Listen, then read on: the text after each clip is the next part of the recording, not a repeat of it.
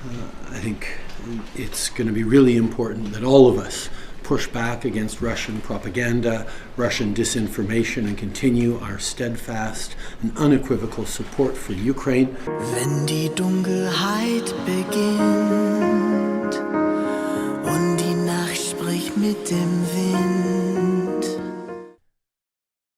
What's going on, everyone? Jeremy here from The Quartering on a Monday, October 2nd, I believe.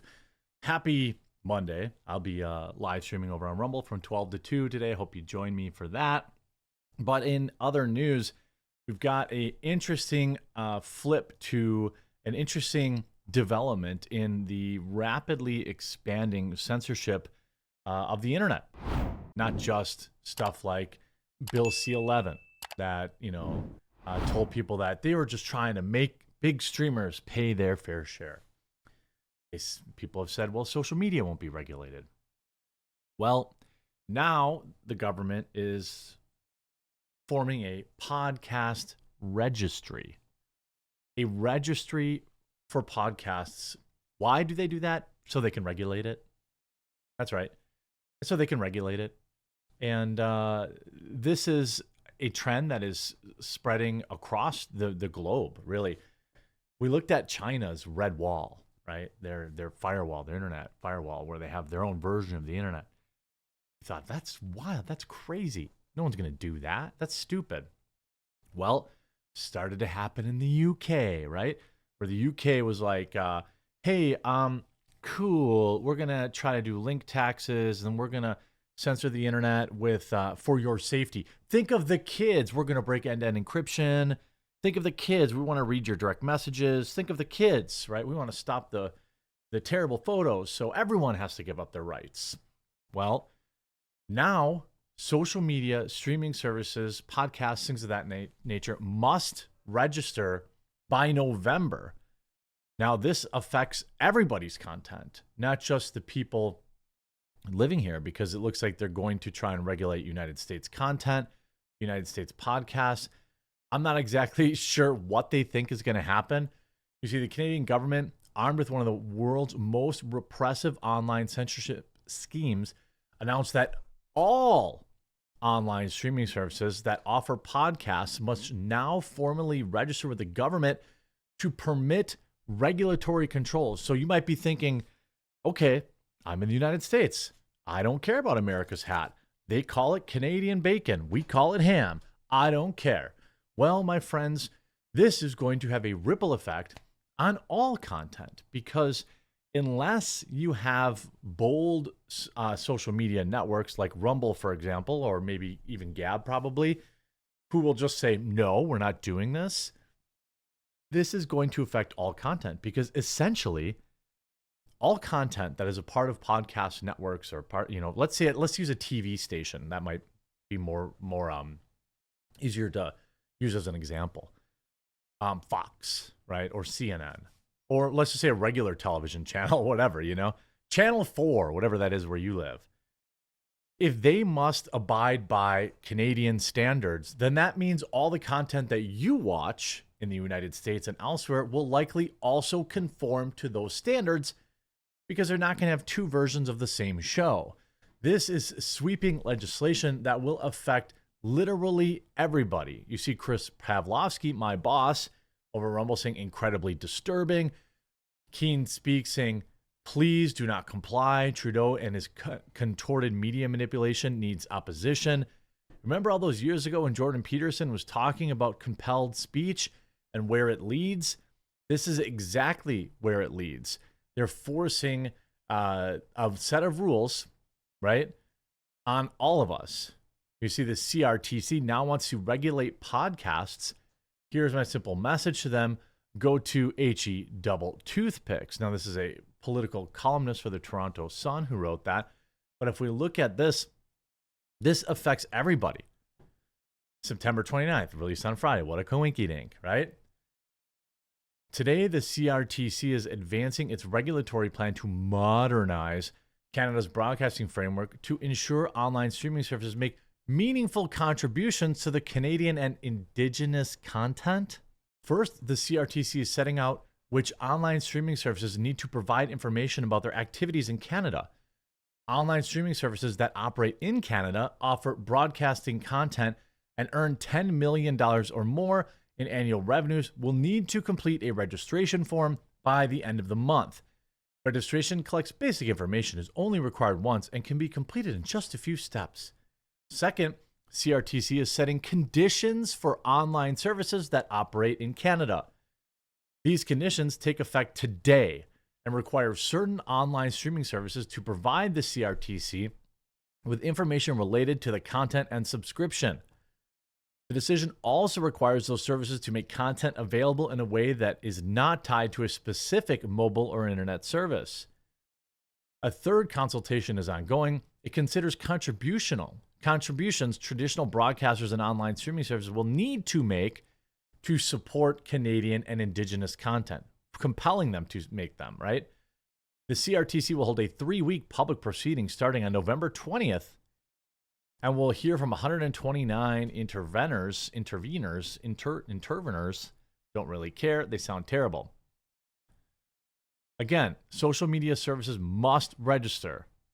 However, users do not. Well, it's easier to control when you can just go, hey, Facebook, you have to register, and now everyone underneath your Facebook, YouTube, you have to register. Everyone underneath YouTube has to reply. I mean, this is insane. I mean, and then the bootlickers like, this is for streaming services that make $10 million a year. No one is censoring anybody. Who do you think is going to have to live by the rules of Canada? All the Spotify when Spotify has to register, right?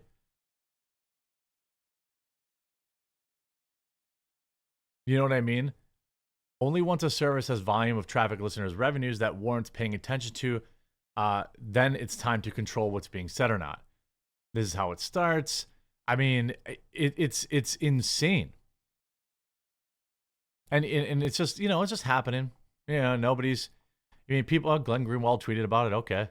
Elon Musk, even Trudeau is trying to crush free speech in Canada. Shameful. It's nuts. And the thing is, worldwide content that will be on these networks are going to have to live by these rules. You see Rebel News covering it as well.